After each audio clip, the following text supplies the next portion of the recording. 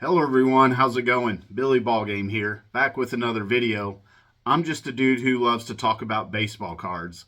And today's video might be, um, there may be a lot going on. I have a lot on my mind that I want to talk about today.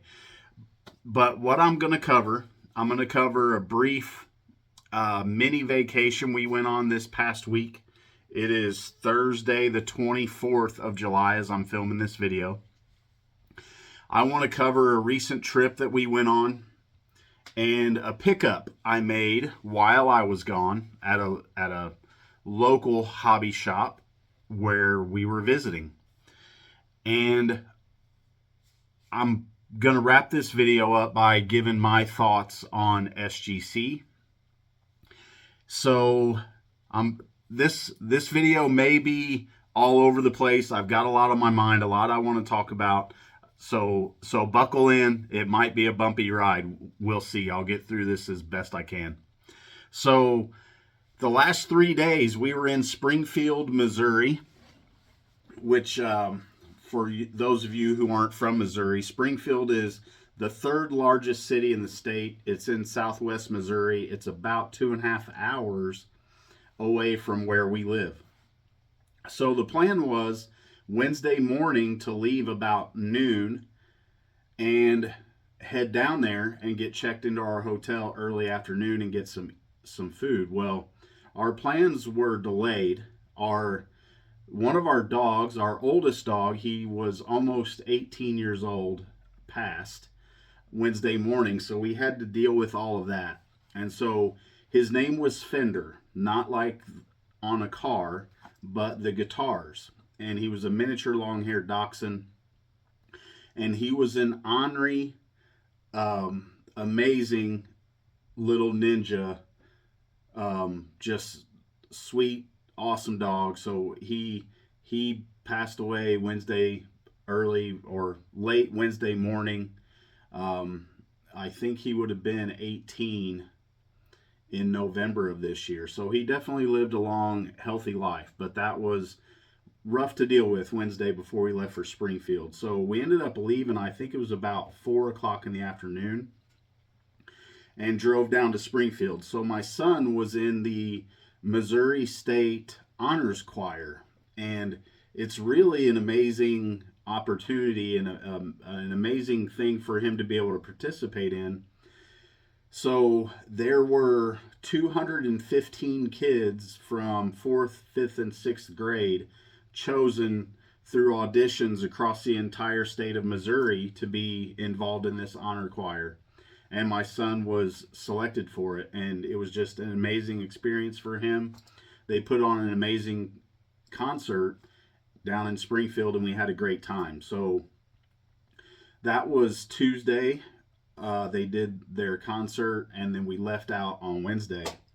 So Wednesday was an amazing cultural middle Missouri, southern Missouri redneck experience. Those of you who aren't real familiar with Missouri, there's a culture within Missouri we kind of refer to as hillbillies.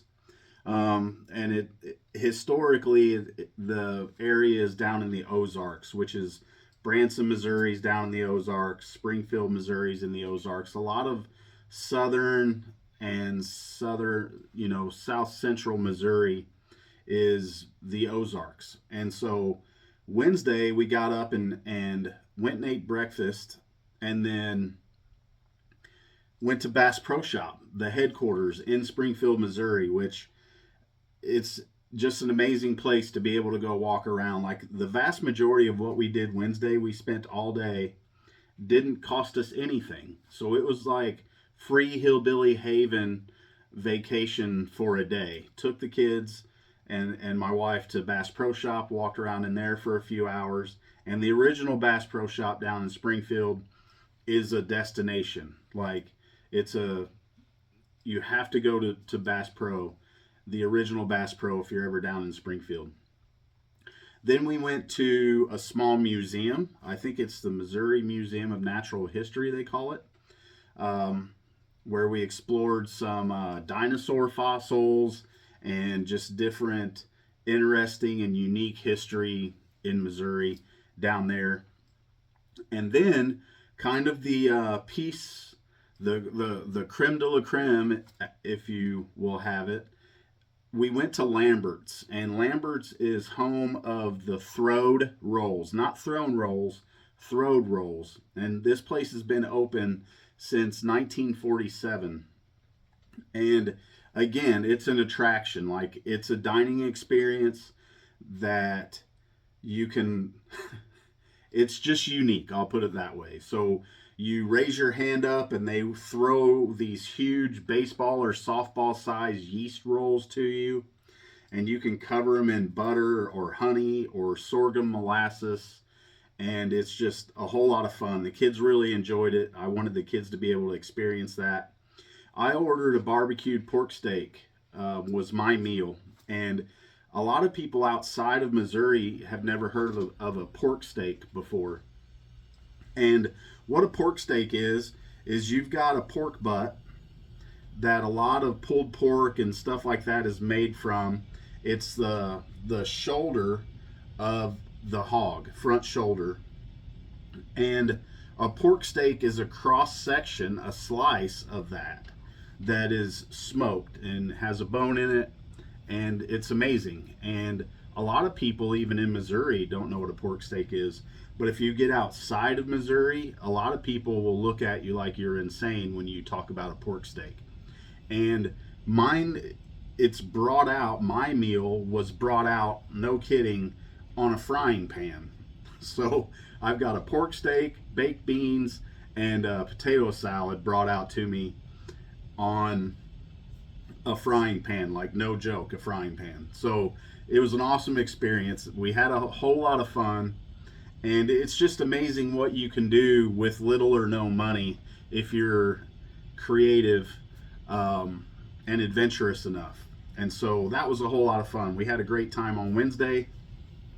But before we left town in Springfield, and I've gone on longer in the intro than I meant to, but like I said, I had a lot on my mind that I wanted to talk about. So before we went out of town, I stopped by a card shop in Springfield that I hadn't been to before, called Centerfield Sports Cards. And they've been there for a few months. So I guess one of the guys previously owned a card shop. Him and another guy merged and started a new one. And this is on Sunshine Street, which is one of the main thoroughfares in Springfield. It's actually the street that the original Bass Pro Shop is on. And they were just great dudes. So they have lots of newer wax. They had a room of like junk wax boxes that, believe me, was hard to not buy any out of, because you guys know how much I love the junk wax. They had a little bit of Pokemon. They had a little bit of vintage baseball. They had modern baseball, singles. Like, they had quite a few singles that they were selling. They had some football. I don't remember seeing any basketball, but there may have been basketball cards there. But I made a pickup down there. I bought a single card, and a lot of their singles were very fairly priced. Like, you go into a lot of card shops or antique stores and you see a lot of overpriced stuff. I felt overall their prices were pretty fair. They were maybe a little overpriced on Ozzie Smith and George Brett, but that's pretty common because, they're local icons. So a lot of places you go, they ask more for those types of players. But I managed to pick up another Tony Gwynn rookie card. So this card, I had one that I bought off of my buddy Chris from Missouri. It was one of the first cards I bought off of him once we started hanging out at shows and talking and becoming friends. But as you all know, I've recently gone through a little spurt where I sold off about half my graded card collection. And every graded Tony Gwynn rookie card that I had was sold. So my other Tony Gwynn rookie card that I bought off of Chris was sold, as well as in my SGC submissions, I had an 8.5 in this same card that sold. I had a Fleer and Donruss rookie. So every Tony Gwynn card I've sold recently. So I was happy to pick this one back up. And again, it was a fair price. I think VCP average value on this is about $209. This was stickered at $200. So you figure with tax and everything, I'm right at $216 on this card.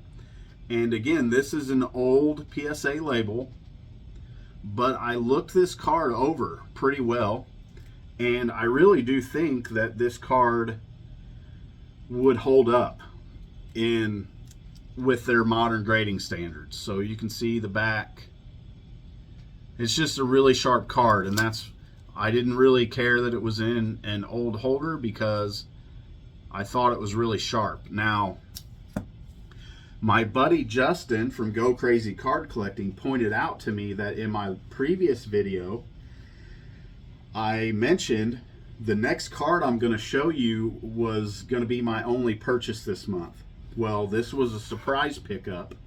So what I'll do is I have half of my budget for this month in my account still. So next month's budget, August, I'll keep half of that money into my account towards Strongsville, because again, I was planning on saving all my money for this month for Strongsville and then spending August's budget.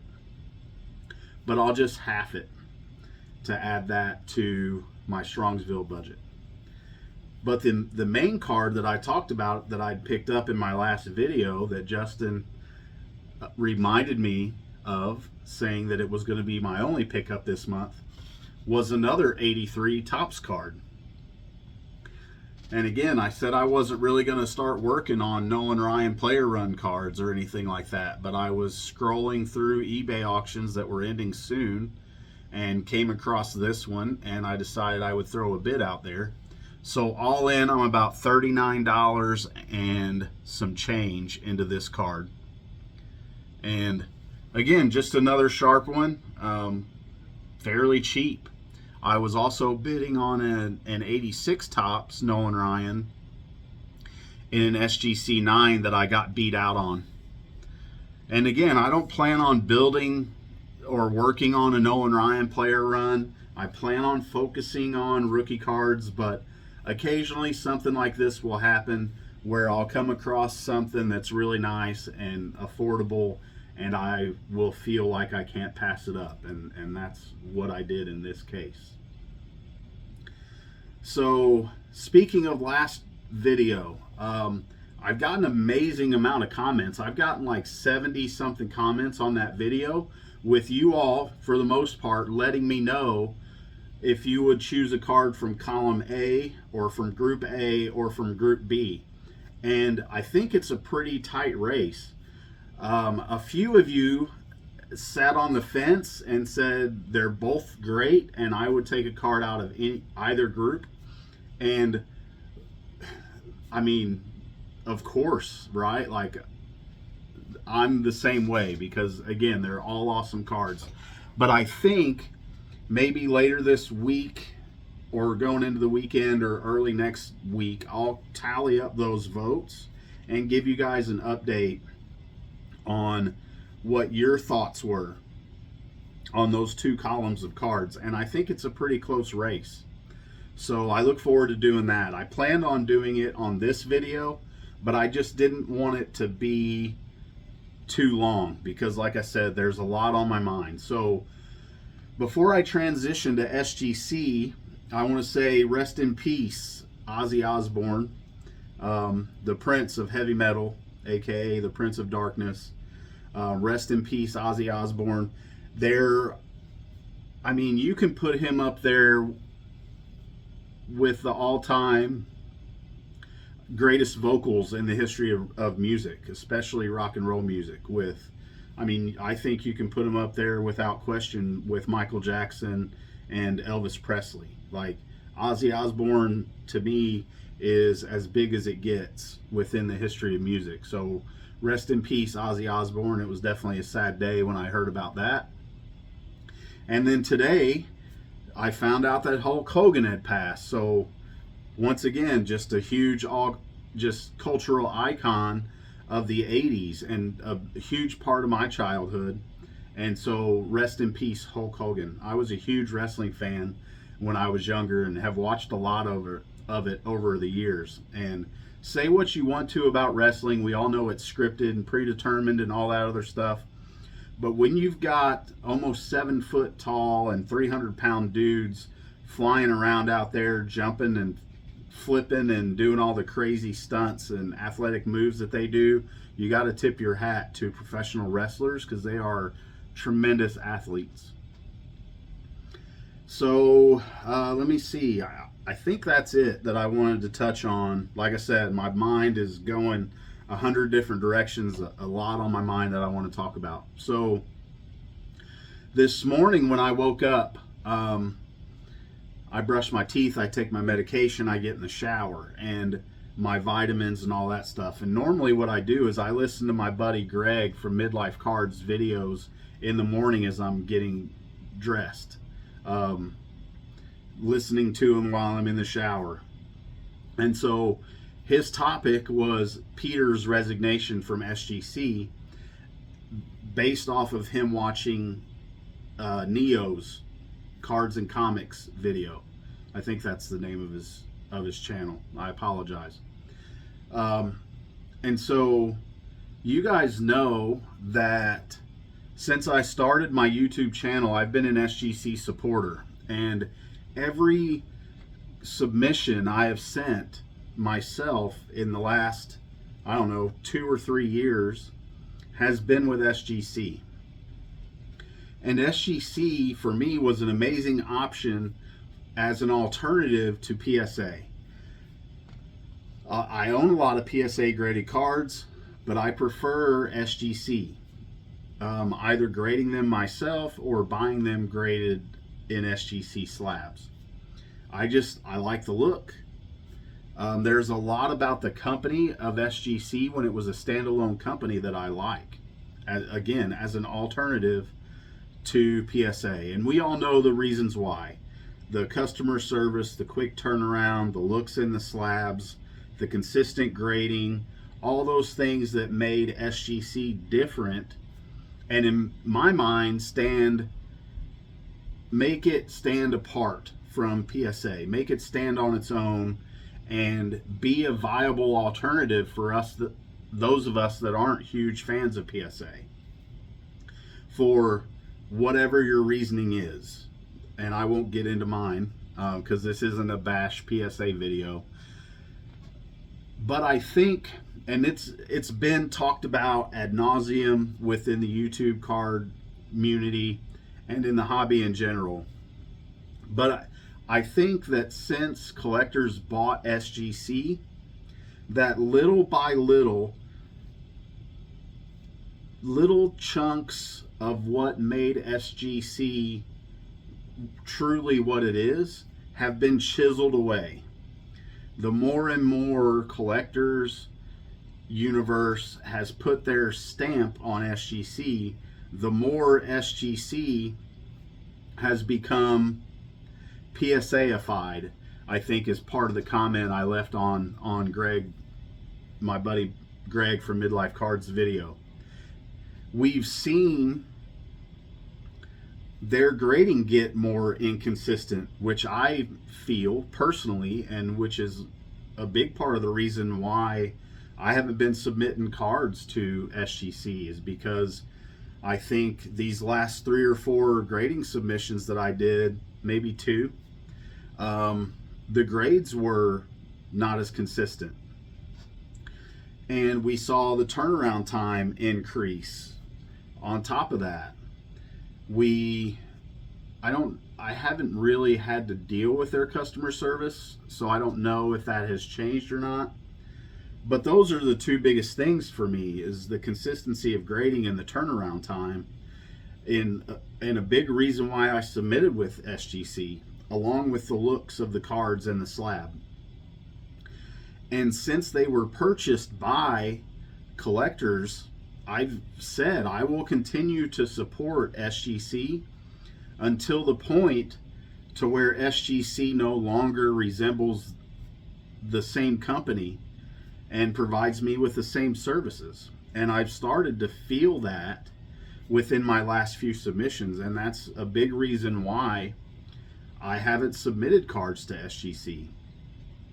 And I still buy them when I can find them. Case in point, right here. I would love to have this card in an SGC 9 because it's about $40 or $50 cheaper. I may send this in to get holdered into a new slab, but really doesn't matter. I'm just a collector. It's going to hang out in my collection. But I prefer to buy cards in SGC slabs when it makes sense to do so. And I think a big part of, for me, what made SGC what SGC is Peter, and him being out in the forefront, and his let's see, I'm struggling for words here. His honesty, his giving us insight into the company. Peter was great at that. Updates, on his Instagram or on the SGC website or on YouTube or wherever, like, this is what's going on at SGC. This is where we plan on going in the future. And Peter made big promises that some of them didn't happen, and I think a big part of that is because of the purchase by collectors, and everything was kind of put in a holding pattern, and the skids were put on a lot of, I think, and I'm just spitballing here, this is my opinion, on Peter's long-term plans for SGC. I think they got put on hold with the purchase, and we gradually saw Peter fade away into the shadows. And it's really unfortunate, because as a guy that has only submitted with SGC while Peter was in charge of SGC, to me, he's really the one that developed and grew and made SGC the company that it is today. SGC has always had its niche within the hobby, primarily, known as the pre-war grading company. But we've slowly seen them expand into modern, vintage, and being a respectable label in those categories, a respectable brand in those categories within the hobby. And you saw when you went to shows, you saw the increase in the amount of SGC cards. And as an SGC supporter, I really appreciated that. And I think the really sad part about this whole thing, and it is speculation since collectors purchased SGC, is that SGC is going to get scuttled, or it's going to be marred to the point to where we don't recognize it as a brand anymore. And I think that second part, SGC being mangled until we don't recognize it as a brand anymore, I think the final nail was put in that coffin with Peter's resignation from SGC becoming public. And there are people within the YouTube community that have experience with acquisitions and business and all that stuff. I'm not one of those guys. I try to think logically and analytically and with a little bit of common sense. And to me, I've said since day one, and we'll use it as an automobile company just because it makes it easy. If I'm Ford, or let's say I'm GM, and I buy Ford, it doesn't make sense for me to make the Ford brand go away. The Ford brand is loyal.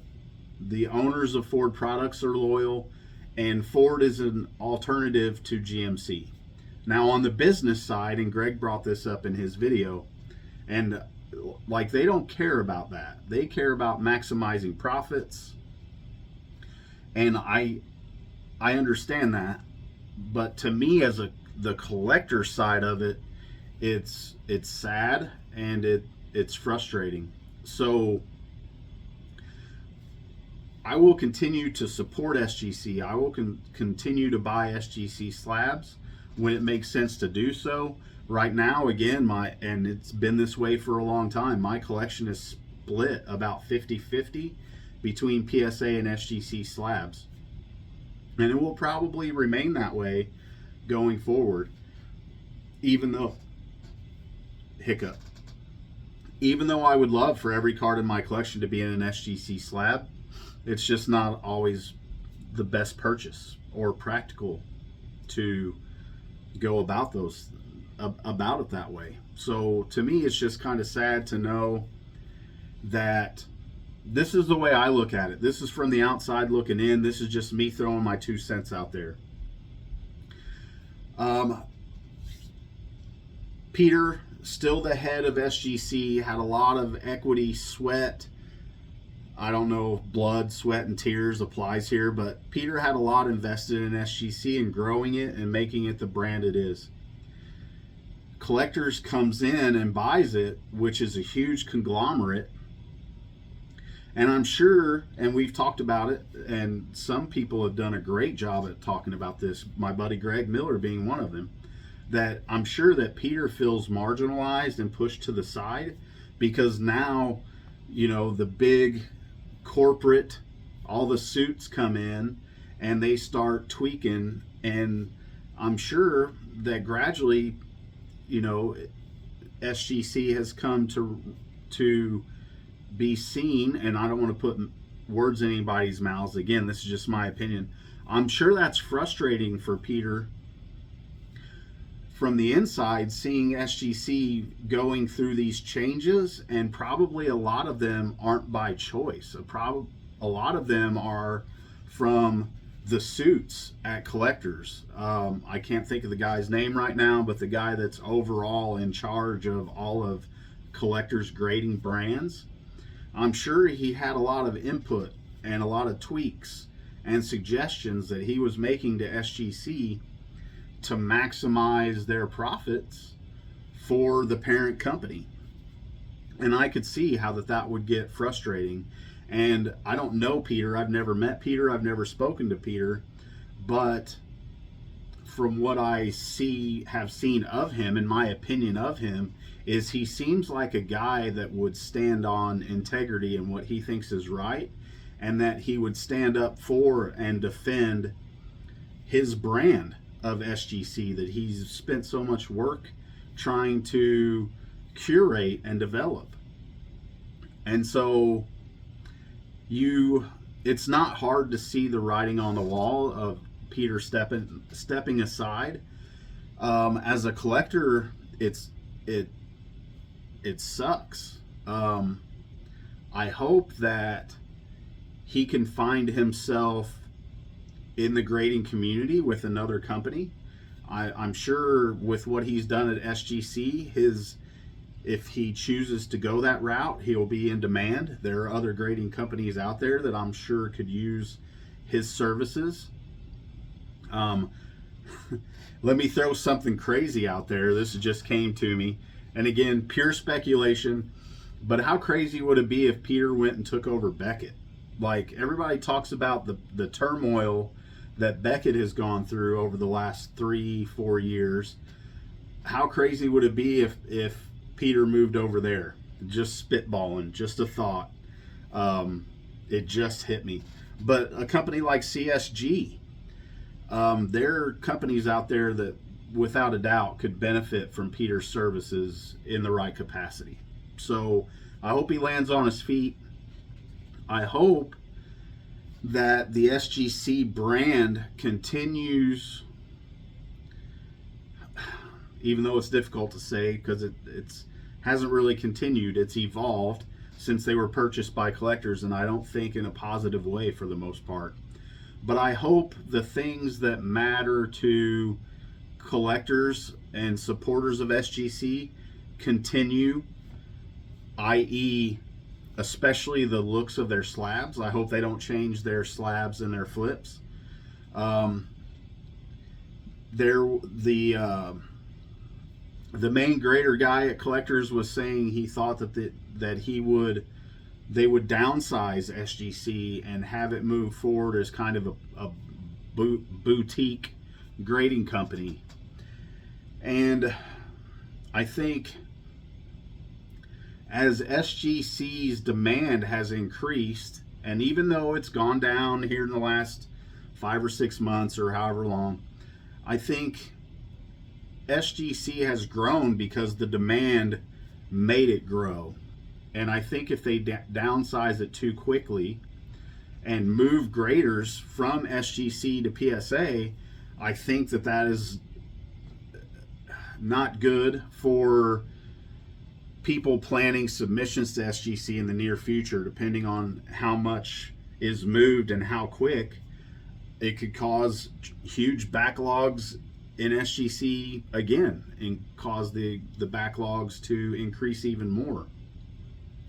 And it's not like we're going to know, because SGC as a standalone was pretty transparent.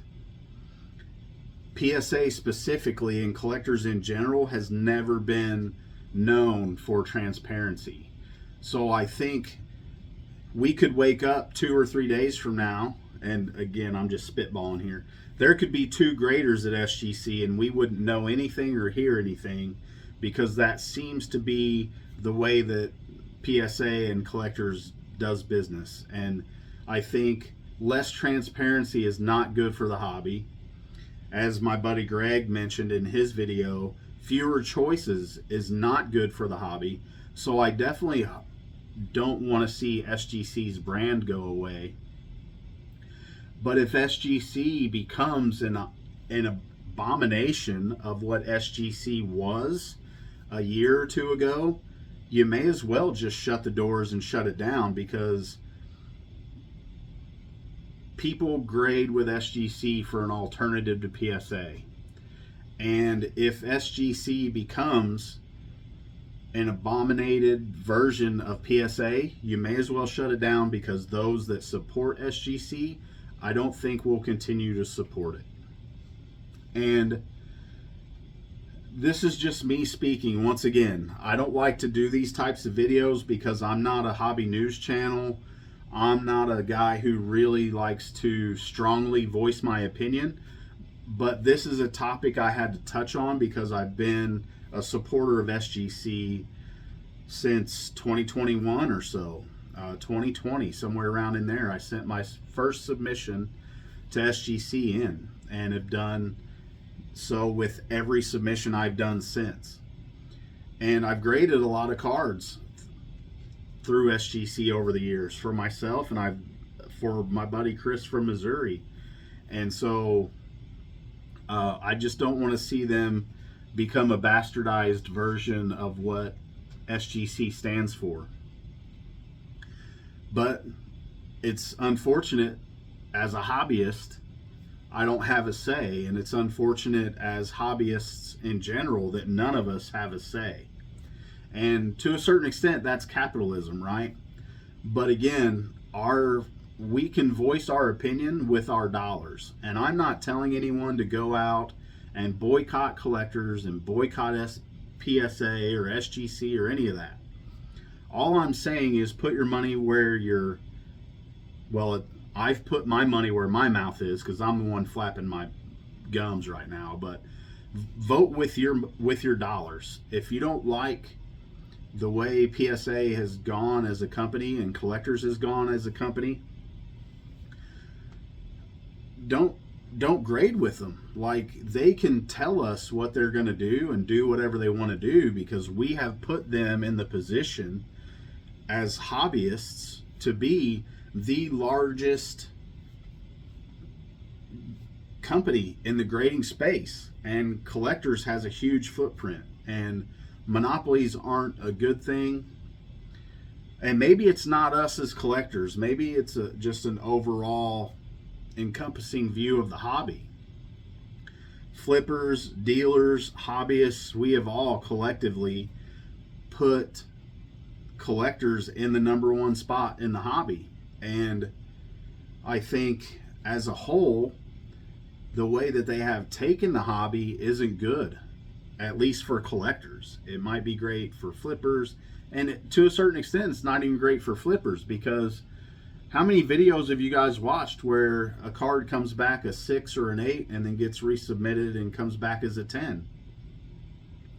And that's been talked about. It makes sense for PSA to have a certain percentage of resubmissions to their company. They're never going to shut that down completely. Every time they say something about taking a digital fingerprint, and if you've submitted a card, we're going to know it, and all, they're never going to shut that down, because that's a continued revenue stream for PSA. If they were completely honest, they would go on a video and stand from the mountaintops and say, resubmit every card that you want to resubmit. We'll grade it and send it back to you, and hopefully you'll resubmit it 2 or 3 times, because then we can double and triple our revenue. I think if we're being honest, that's what they would say. And it's unfortunate. Again, I don't think it's good for the hobby. I hope that SGC remains with somewhat of a resemblance of what they are now, and that it doesn't go by the way of the dodo bird. Because now, for me, I've already stopped grading with SGC because I felt they've gotten inconsistent and their turnaround times have lengthened. And in the video, Greg talks about how the PSA main grader guy, I apologize, again, I can't remember his name. I'm not trying to insult anybody. I just didn't look it up before I sat down and started filming this video. But he wants to get us 10 to 15 day turnaround times. And Greg talked about in his video, that's not what SGC was. SGC, Peter's whole statement was, we under promise and overproduce, or something to that effect. So in other words, he's going to advertise 10 or 15 day turnaround time with the intent of getting those cards back to us in 5 business days, which for a while that was the turnaround time. So just by his words of the main PSA grader guy, he's already not intending to return SGC to its previous customer service level, because he wants to get it to 10 or 15 days. And for the most part, that's not what it was. Now, that's better than what it is, and that turnaround time got slower and slower and slower as collectors bought SGC. So I think to a certain extent, we've already seen the effect that collectors has had on SGC, and it doesn't make me happy. I don't plan on grading any cards in the near future. A lot of the cards that and I've talked about it, a lot of the cards that I would grade, that I have left to grade, depending on the grades, would be maybe $100 at the most for 10s. And so you figure, if it's $100 in a 10, it's probably 20 in a 9. If you start getting 8.5s and 8s back, then your card is not worth the grading fee. And so for me, I don't have plans on grading cards in the near future. I would like to think that if I decided I was going to grade cards, it would still be with SGC, because who's my alternative at this point? I think SGC is starting to get, CGC is starting to get a little bit more established and a little bit more consistency. But I've never graded with them. I haven't had any, you don't really hear about them in the hobby. You don't hear if they're consistent. You don't hear if they're fair. You don't hear if they're strict. You don't hear about turnaround time. You don't hear much about CSG. I think that may change if SGC continues to go awry, which I personally feel like they have started to, or they have, and have been for a while.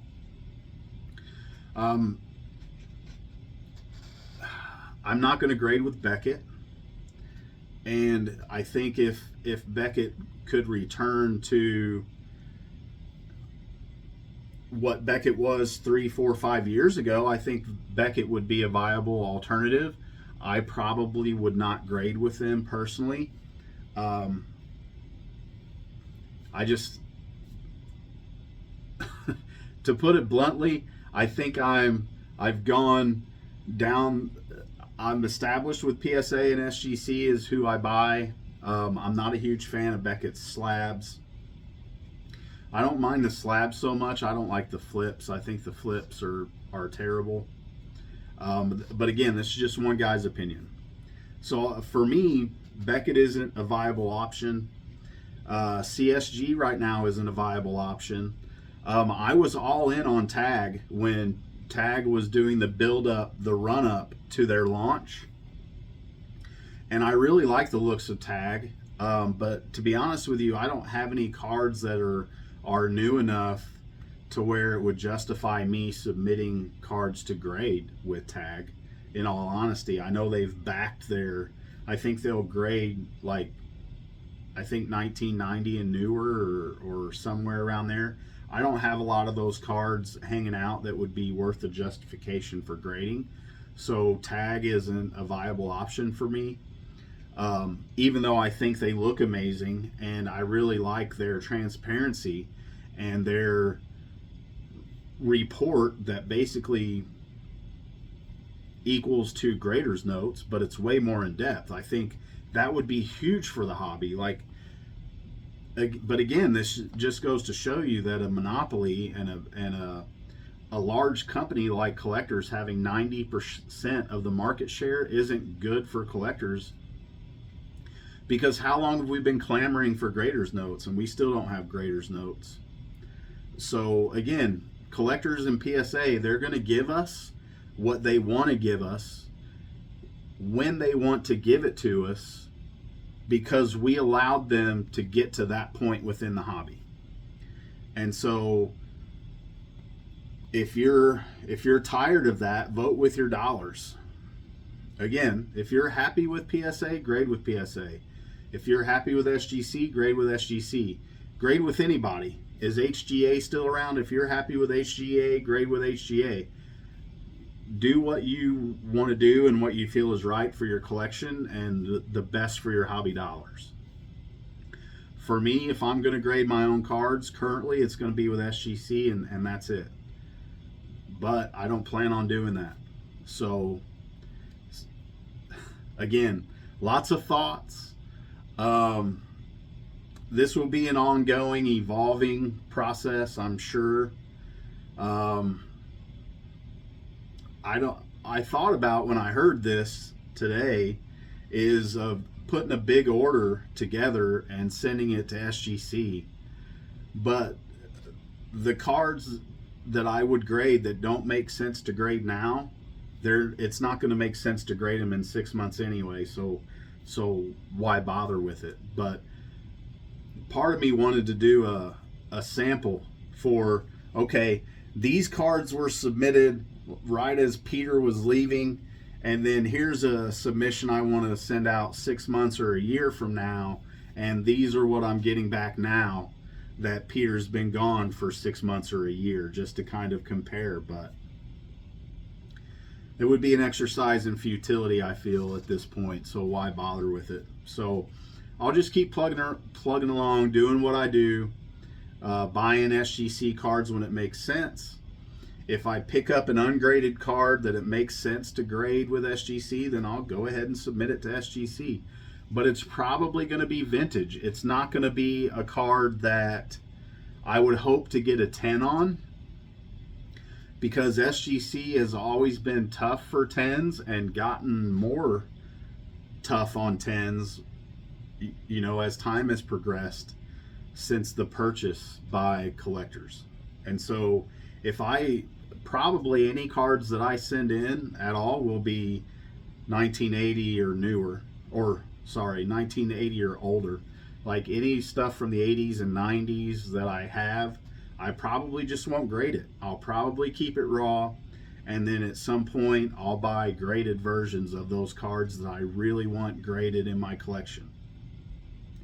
So if anything, this helps me, and it helps me plan and budget my hobby dollars, because now, and haven't since my last SGC submission, I haven't had that draw to send cards into grading. And every time I did that, that was fewer cards I could buy already graded, or less money I could save up for shows. So that just takes that variable off the table. So now I have two options. Do I buy cards, or do I save for a show? I don't have to worry about, do I send cards in for grading this month? So if anything, it makes it easier for me in planning and budgeting my allowance. So I guess maybe that's the silver lining. So I guess bluntly I can say thank you, collectors, for messing up SGC to where I don't feel like I need to grade cards with them anymore.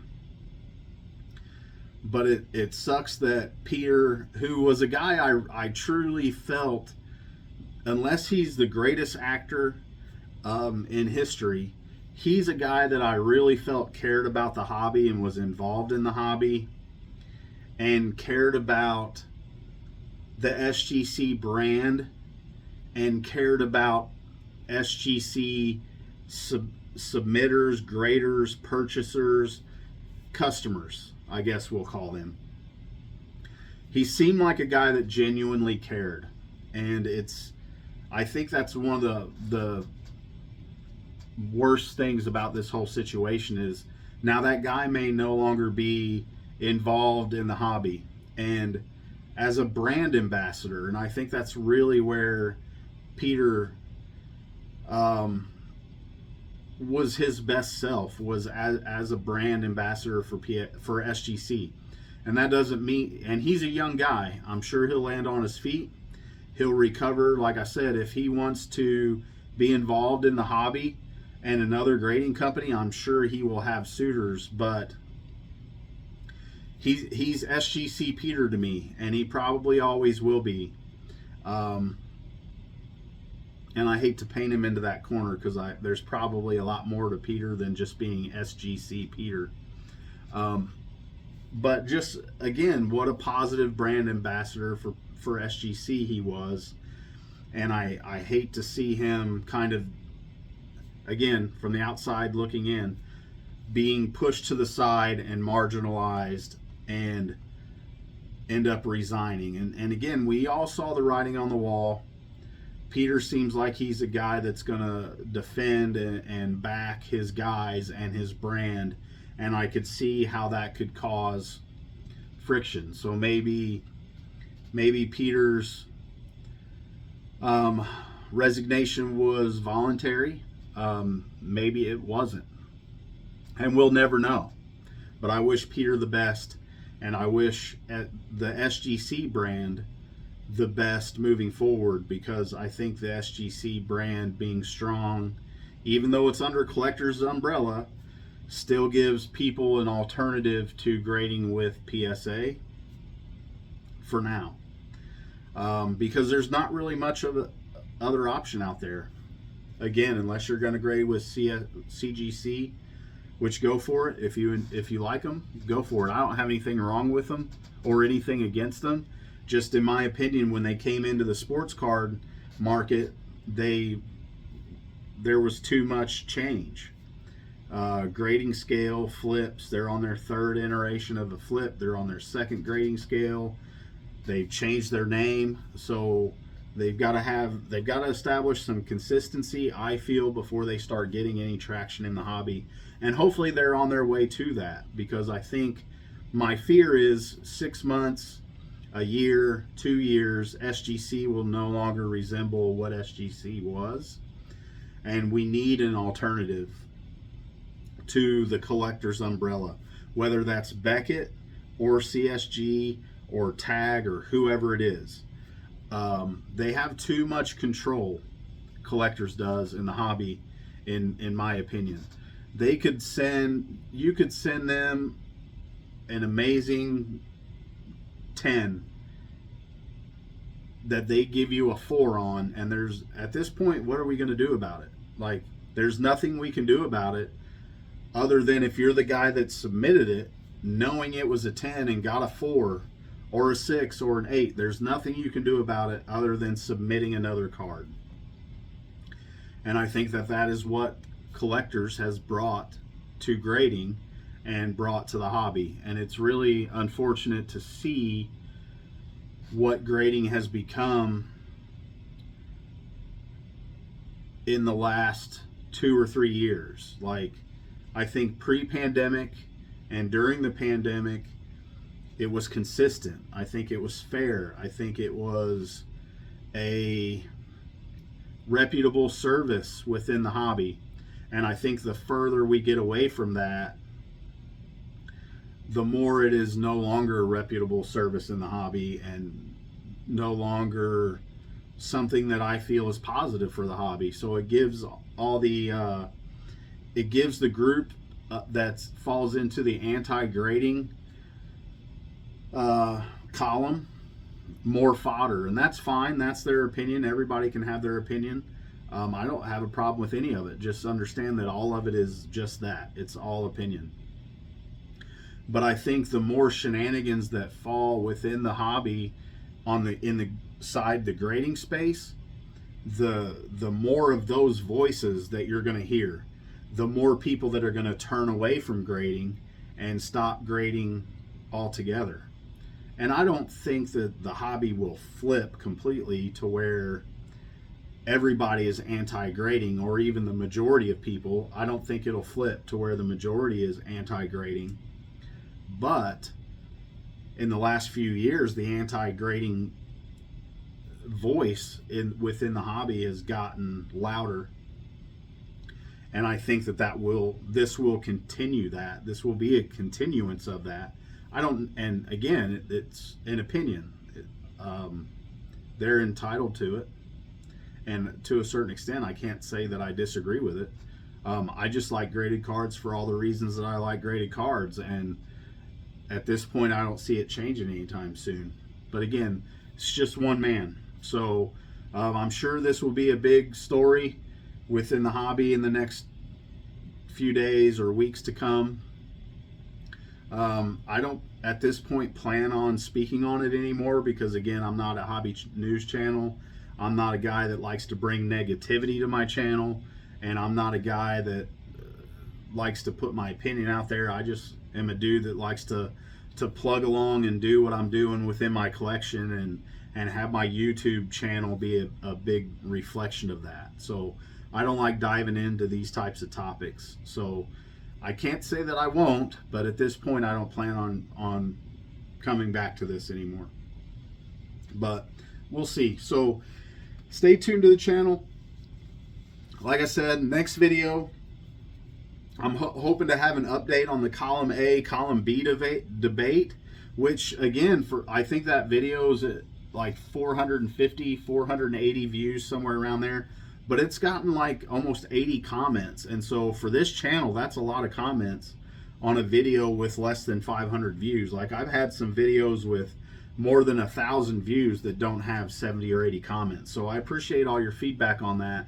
And I want to give you all an update on where you all fell within the Billy Ballgame community, and what your thoughts were, and maybe share some of those with you. So stick with the channel, and as always, I'm almost an hour into this video. I apologize. I really didn't mean it to go this long.